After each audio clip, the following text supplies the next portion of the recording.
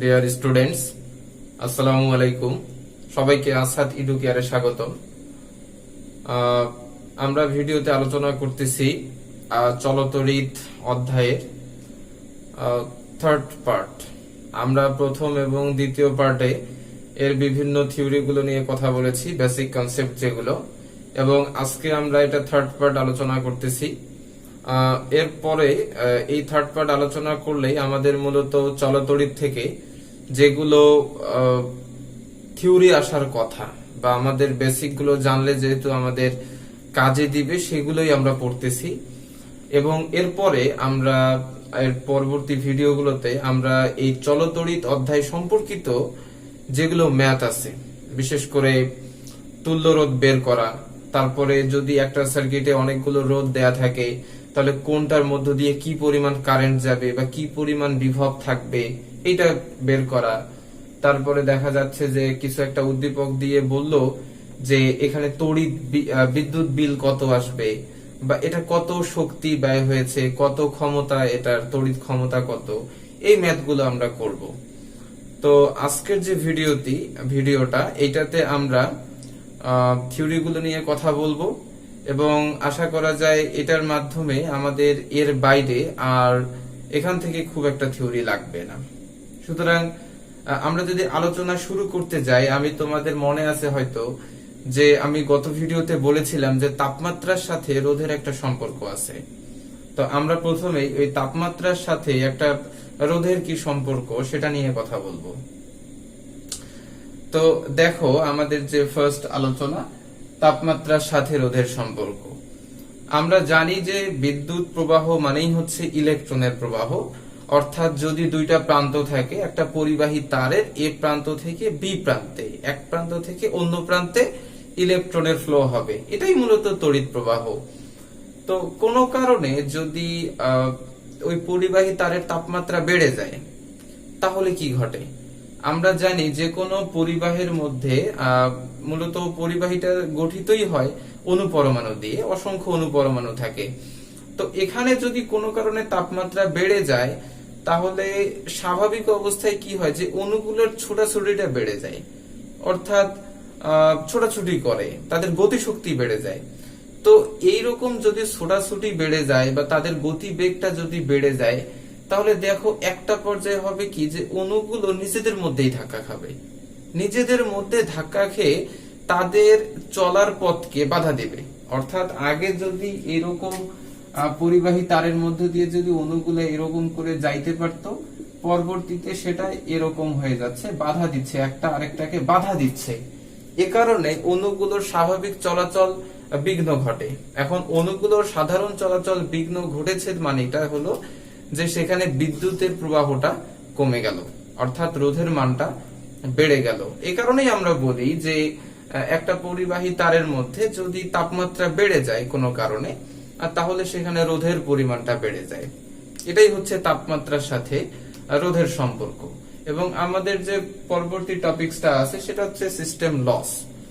System loss হচ্ছে কি যে আমরা জানি যে আমরা বাসা বাড়িতে যে কারেন্টটা ব্যবহার করি, এখানে কারেন্টটা তো আর এখানে প্রডিউস হয় না, কারেন্টটা একটা স্টেশনে প্রডিউস হচ্ছে, তো সেখান থেকে আবার সাব স্টেশনে দিচ্ছে এবং সাব স্টেশন থেকেই মূলত আমাদের যে লাইন সংযোগটা সেখানে দেয়।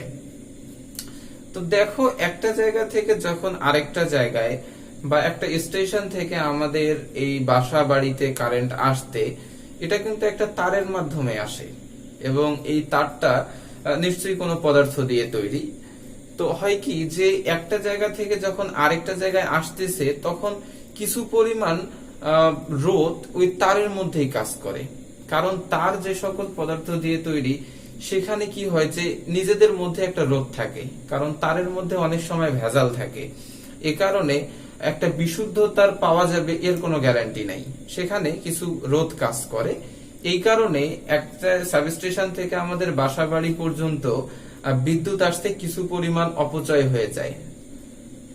সেখানে অপচয় হওয়ার কারণে সেখানে যেটা প্রডিউস করলো সেটা আমরা পাচ্ছি না, অর্থাৎ তারা যে পরিমাণ ব্যয় করবে তারা তো সেই পরিমাণ বিদ্যুৎ বিলটাও পরবর্তীতে নিবে, তাই না?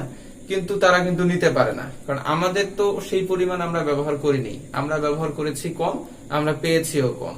এই বিষয়টাই হচ্ছে মূলত সিস্টেম লস, যে আমরা ইচ্ছা করে এই কাজটা করলাম না, এটা মূলত এক জায়গা থেকে আরেক জায়গায় ট্রান্সফারের কারণেই মূলত এই কাজগুলো হয়। এবং এরপরে যে কথাগুলো বলা হচ্ছে যে লোডশেডিং। লোডশেডিং জিনিসটার সাথে মোটামুটি তোমরা সবাই পরিচিত, কারণ কারেন্ট গেলে কারোরই মাথা ঠিক থাকে না। তো এই যে কারেন্ট কিছুক্ষণ পর যাচ্ছে বা মাঝে মধ্যে যায়, এই বিষয়টাই হচ্ছে লোডশেডিং। তো লোডশেডিংটা কেন হচ্ছে? দেখা যাচ্ছে যে বিদ্যুৎটা যখন একটা সাবস্টেশনে আসে, ওখান থেকে সাবস্টেশন করে কি, তার আন্ডারে কিছু এরিয়া কভারেজ থাকে, যেই জায়গাগুলোতে সে বিদ্যুতের সাপ্লাইটা দেয়। তো দেখা যাচ্ছে যে একটা সাবস্টেশনে যতটুকু বিদ্যুৎ আছে বা যতটুকু বিদ্যুৎ প্রডিউস হয়, তো উৎপাদন হয়, তার থেকে বেশি চাহিদার আমাদের প্রয়োজন, বা সেই এলাকায় বিদ্যুতের চাহিদা তার থেকে বেশি। তাহলে তারা ওই অল্পটুক বিদ্যুৎ এই এত চাহিদা মেটাবে কিভাবে? তখন ওরা করে কি, একটা র্যান্ডমিক সিস্টেম চালায়, অর্থাৎ এক জায়গা থেকে একটু বিদ্যুৎটা অফ রাখলো, আরেক জায়গায় দিল, আবার ওই জায়গায় বিদ্যুৎটা অফ রেখে আরেক জায়গায় সাপ্লাই দিল। তো এই যে তারা র্যান্ডমলি এই বিষয়টা ম্যানেজ করে, এক জায়গায় অন রেখে আরেক জায়গায় অফ, এই বিষয়টাই হচ্ছে মূলত লোডশেডিং। কারণ লোডশেডিং ব্যাপারটা এ কারণেই হয় যে প্রয়োজনের তুলনায় তাদের যে উৎপাদনটা আছে, উৎপাদনের তুলনায় বিদ্যুতের চাহিদা বেশি। এটাই হচ্ছে মূলত লোডশেডিং এর কারণ। তো লোডশেডিং থেকে অবশ্যই আমাদের লোডশেডিং যদি আমরা কমাতে চাই, অবশ্যই এই ব্যবস্থাটা আমাদেরকেই নিতে হবে। অপ্রয়োজনীয় ভাবে বাল্ব বা ফ্যান বা টিভি বা এসব ইলেকট্রনিক যেসব যন্ত্রপাতি, এগুলো আমাদের অফ রাখা উচিত। আর যখন আমরা কোথাও রুম থেকে বের হয়ে যাব, রুমের ফ্যান লাইট সবকিছু অফ রাখা উচিত। এভাবে আমরা করতে পারি কি, যে আমাদের যে বিদ্যুতের ব্যবহারটা, এটার আমরা সর্বোৎকৃষ্ট ব্যবহারটা করতে পারি।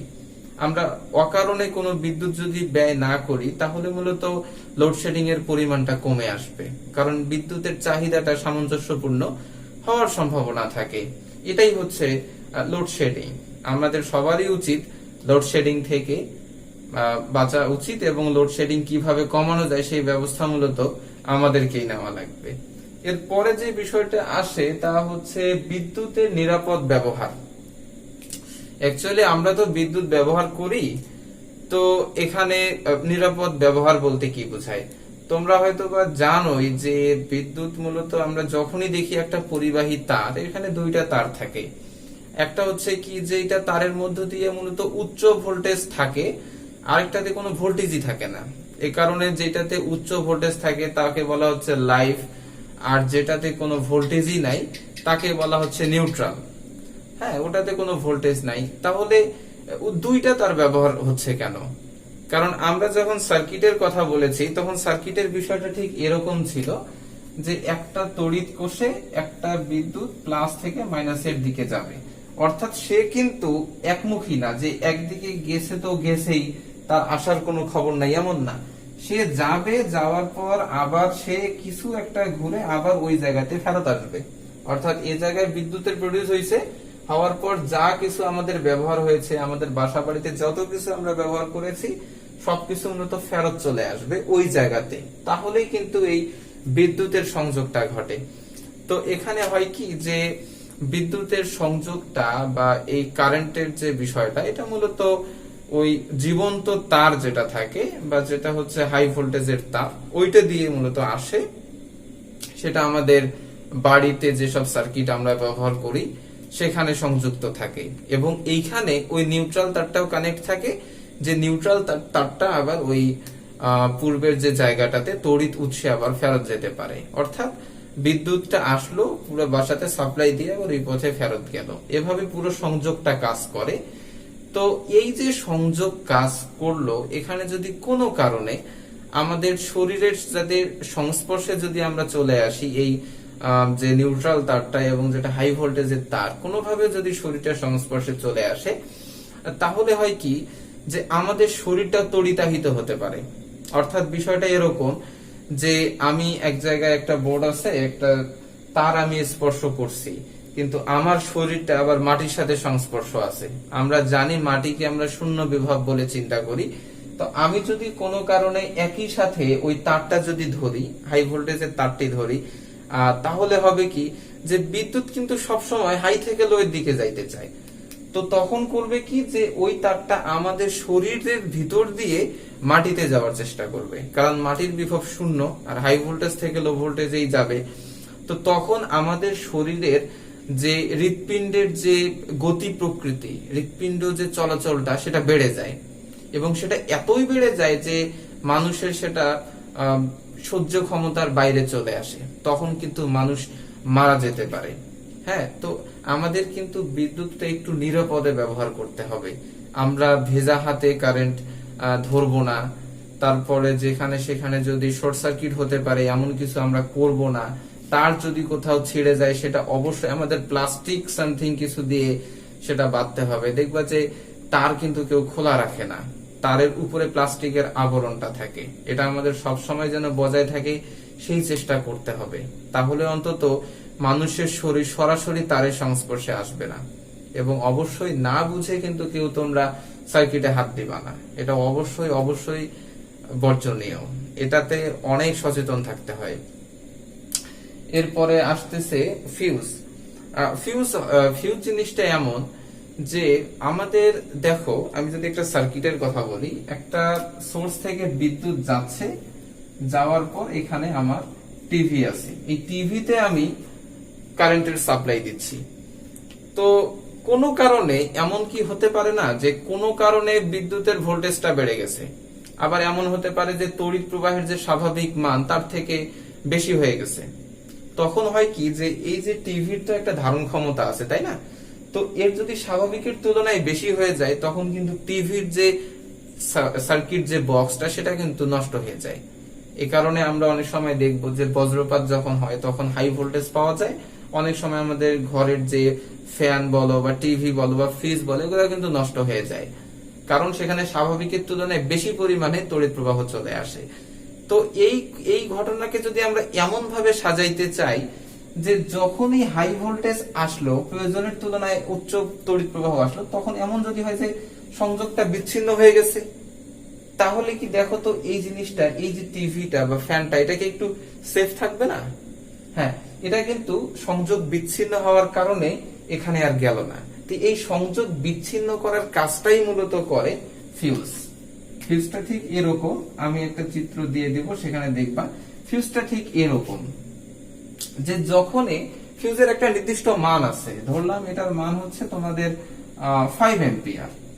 কোনো কারণে যদি এই 5 এম্পিয়ারের থেকে বেশি পরিমাণে কারেন্ট আসে, ধরো যে 10 এম্পিয়ার কারেন্ট যাচ্ছে, তখন এই যে ফিউজটা যে সকল পদার্থ দিয়ে তৈরি হয়, এগুলো পরিবাহী তার দিয়ে তৈরি হয়, তখন অতিরিক্ত পরিমাণ তড়িৎ প্রবাহ আসার কারণে এই ফিউজের তারগুলো গলে যায়। যদি গলে যায় তখন হয়ে যায় কি যে এদের মধ্যে সংযোগটাকে বিচ্ছিন্ন করে দেয়, তখন কারেন্টটা এই দিক থেকে ওই দিকে পাস হতে পারে না, অর্থাৎ আমাদের যে টিভি বা ফ্যান এগুলো কোনো ক্ষতি হয় না। ফিউজ মূলত কিন্তু এই কারেন্টের নিরাপত্তার জন্যই ব্যবহার হচ্ছে। এবং ফিউজের সাথে আরেকটা সম্পর্ক আছে সার্কিট ব্রেকার। সার্কিট ব্রেকার বলতে আমরা খুব সহজভাবে যদি চিন্তা করি, ফিউজ বা সার্কিট ব্রেকারের খুব সহজ এক্সাম্পল হচ্ছে আমরা কাট আউট ইউজ করি। এক জায়গা থেকে আরেক জায়গায় যখন আমরা কারেন্ট নিয়ে যাই তখন কাট আউট ইউজ করি, তাহলে কারেন্টের সংযোগটা বিচ্ছিন্ন হয়ে যায়। এই কাজটাই মূলত ফিউজ বা সার্কিট ব্রেকার করে। তো এই যে টপিকস গুলো আমি কথা বললাম, এখানে সৃজনশীল আসার মতো প্রশ্ন এখান থেকে আসে, ফিউজ থেকে একটু হয়। যে একটা এক্সাম্পল দিল যে একটা বাসা বাড়িতে বা যে কোনো একটা সিস্টেম, একটা সার্কিটে এতগুলো রোধ আছে, এটা বাল্ব আছে, এরকম আছে। তো বলা হচ্ছে যে একটা ওই সার্কিটের সাথে একটা ফিউজ সংযুক্ত আছে, ফিউজের পরিমাণ হচ্ছে 5 এম্পিয়ার। হ্যাঁ, একটা প্রশ্ন বলল যে উক্ত বর্তনীর ক্ষেত্রে এই ফিউজটি অক্ষত থাকবে কিনা বা ফিউজটি নষ্ট হবে কিনা। এ ধরনের অ্যান্সার করার ক্ষেত্রে আমরা অবশ্যই কি পরিমাণ কারেন্ট এর মধ্য দিয়ে যেতে পারে বা যাবে সেই তড়িৎ প্রবাহের মানটা বের করব। অবশ্যই তড়িৎ প্রবাহের মানটাই বের করব। যদি দেখি যে এটার ধারণ ক্ষমতার চেয়ে বেশি তড়িৎ প্রবাহ যাচ্ছে, তাহলে তো আমরা বুঝতে পারবো যে ফিউজটি নষ্ট হয়ে যাবে। আর যদি ওর ধারণ ক্ষমতার চেয়ে কম পরিমাণে তড়িৎ প্রবাহ চলে তাহলে ফিউজটি অক্ষত থাকবে। এটাই হচ্ছে মূলত ফিউজের গঠন প্রকৃতি।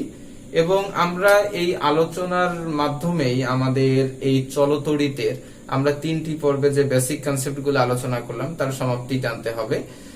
আর এর পরবর্তী ভিডিওগুলোতে আমরা সার্কিট সম্পর্কিত, বর্তনী সম্পর্কিত বিভিন্ন ম্যাথ করব। হয়তোবা সেটা একটা বা দুইটা ভিডিও হতে পারে, তোমরা অবশ্যই সেটা দেখে নিবে। আমি ডিসক্রিপশন বক্সে দিয়ে দিব লিঙ্কগুলো, তোমরা দেখে নিবে। আর যদি তোমাদের এখানে কোনো আলোচনা বুঝতে অসুবিধা হয়, আমি অনুরোধ করব আমাদের যে 11 অধ্যায়ের যে আগের যে 2টা লেকচার আমি আলোচনা করেছি বেসিক কনসেপ্টের পার্ট 1 পার্ট 2, তোমরা এগুলো দেখে নিবে। আশা করি কোনো সমস্যা থাকবে না। সবাইকে আসাদ এডুকেয়ারের সাথে থাকার জন্য ধন্যবাদ। সবাই লাইক করবে, কমেন্টস করবে কোথাও যদি সমস্যা হয়ে থাকে, আর অবশ্যই চ্যানেলটি সাবস্ক্রাইব করবে। ধন্যবাদ।